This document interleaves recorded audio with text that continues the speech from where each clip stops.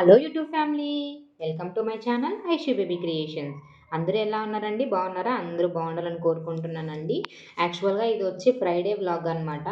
శ్రావణ శుక్రవారం నేను ఏం చేశాను ఏంటి అనేది, బట్ ఎడిట్ చేసి పోస్ట్ చేయడానికి అయితే చాలా డిలే అయ్యింది. అందువల్ల లేట్గా అయితే అప్లోడ్ చేస్తున్నాను. సో మొదటి శ్రావణ శుక్రవారం అని చెప్పి ఇంట్లో పూజ చేసుకోవాలని అయితే అనుకున్నాను అనమాట. సో అందుకని చెప్పి ఎర్లీ మార్నింగే లేచాను.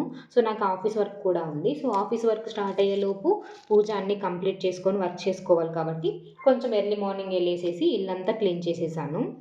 ఇంకా ఏదన్నా మనకు ఫెస్టివల్ అంటే ఇంటి ముందర ముగ్గే కదండీ! సో అందుకని చెప్పి ఇంటి ముందర క్లీన్ చేసి గడపను మొత్తం పసుపుతో నీట్‌గా అలంకరించాననమాట. అలానే మంచిగా చిన్నదిగా ముగ్గు వేసుకున్నాను. ఎందుకంటే మా ఇంటి ముందు ప్లేస్ కొంచెమే ఉంది కదా! సో దానికి సరిపోయేటట్టు ముగ్గు వేసుకోవాలి.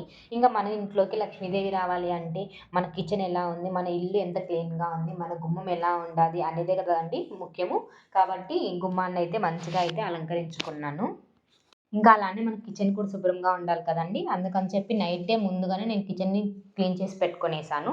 స్టవ్‌కైతే మాత్రం మార్నింగ్ లేచి బొట్లయితే పెట్టుకున్నాననమాట. ఇంకా పూజ సామాన్లు ముందు రోజే క్లీన్ చేసి పెట్టుకున్నా. ఇంకా పొద్దున్న లేచి దానికి బొట్టులు పెట్టుకున్నాను. మా పాప అయితే నిద్రపోతుంది. సౌండ్ రాకూడదు కదా! సౌండ్ చేస్తే పాపని లేసేస్తుంది. ఇంక నేను అనుకున్న పని చేయలేననమాట. అందుకని చాలా అంటే చాలా నిశ్శబ్దంగా అయితే నా పని అంతా కంప్లీట్ చేశాను నేను. పూజకి అన్ని ఐటెమ్స్ రెడీ చేసుకునేసాను. ఇంకా అంత ఎర్లీ మార్నింగ్ షాప్స్ ఎక్కడ ఓపెన్ చేయలేదు. నాకింక పూజా సామాగ్రి, అలానే నాకు పూలు కావాలనమాట. అవన్నీ అయితే ఆన్‌లైన్‌లో ఆర్డర్ పెట్టుకున్నాను. ఇవన్నీ నాకు జస్ట్ రూ. 11కే వచ్చాయి. ఆ వీడియో కూడా అప్‌లోడ్ చేశాను, వెళ్లి చూసేయండి. అమ్మవారికి ప్రసాదంగా బెల్లం సాదం చేశాను. అలానే పులిహోర చేశాను. పక్కన కలశం పెట్టుకున్నాను చిన్నదనమాట. వాటర్‌లో మామూలుగానే పెడుతూ ఉంటాను. అలానే పెట్టుకున్నాను. మంచిగా అయితే పూజ చేసుకున్నాను. పూజ చేసేటప్పుడు వీడియో చేయలేదు. బట్ నేనైతే ఇలా సింపుల్‌గా అయితే అమ్మవారి ఆశీర్వాదం అయితే తీసుకునేసాను. మా ఇంట్లో పూజ అవ్వంగానే మా హౌస్ ఓనర్ వాళ్ళు గూడా పూజ చేస్తున్నారంటే అక్కడికి కూడా వెళ్లయితే అటెండ్ అయ్యాననమాట పూజకి. సో, వాళ్ళైతే ఇలా కలశం పెట్టుకొని, ప్రసాదాలు పెట్టి, అలానే పండ్లు అన్నీ పెట్టి పూజైతే చేశారు. అంటే ఒక్కొక్కరు ఒక్కొక్కలా చేసుకుంటారు. మరి మీరెలా చేసుకున్నారనేది కామెంట్ సెక్షన్‌లో కామెంట్ చేయండి. నేను కూడా తెలుసుకుంటాను. అలానే తెలియని వాళ్ళు కూడా తెలుసుకుంటారు. చాలా మందికి అసలు ఇది పూజ ఎందుకు చేసుకుంటారో తెలియదండి. సో, అసలు శ్రావణ శుక్రవారం పూజ ఎందుకు చేస్తారనేది వీడియోలో మనం తెలుసుకుందాము. శ్రావణ మాసం అనేది మన హిందూ సాంప్రదాయంలో అత్యంత పవిత్రమైన నెలగా అయితే భావిస్తారు. ఈ నెలలో వచ్చే ప్రతి శుక్రవారంని దేవి శక్తికి అంకితం చేస్తారనమాట. ముఖ్యంగా శ్రీ మహాలక్ష్మి దేవి మరియు శ్రీ వరలక్ష్మి దేవిని ఈ రోజున పూజిస్తారు. అసలు దీని యొక్క విశిష్టత ఏమిటి అంటే, శ్రీ మహాలక్ష్మి అనుగ్రహం కోసం ఈ పూజ చేస్తారనమాట. శ్రావణ శుక్రవారాల్లో లక్ష్మీదేవిని పూజించడం వల్ల ధన, ధాన్య, ఐశ్వర్యాలు లభిస్తాయని ఒక నమ్మకం అనమాట. అలానే దీన్ని స్త్రీల క్షేమం కోసం కూడా చేస్తారు. అంటే వివాహితలు తమ భర్తల ఆయుష్షు మరియు కుటుంబ సౌభాగ్య కోసం ఈ రోజున వ్రతం అయితే పాటిస్తారు.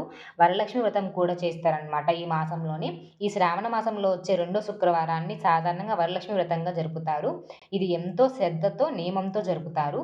వీటిని చేయడం వల్ల ఈ శుక్రవారాల్లో సత్యం, శ్రద్ధ, భక్తితో పూజించిన వారికి తగిన ఫలితాలు, కోరికలు, తీర్పు లభిస్తాయని పురాణ విశ్వాసం అనమాట.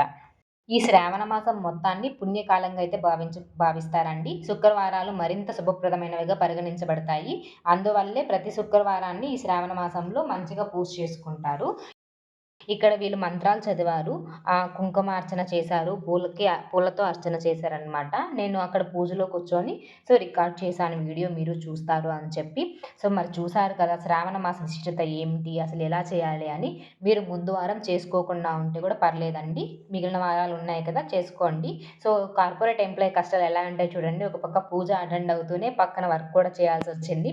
మరి ఇంత కష్టం ఉంటుందనమాట ఏ పని చేయాలన్నా. సో, ఏది చేసినా మన కోసమే కదా!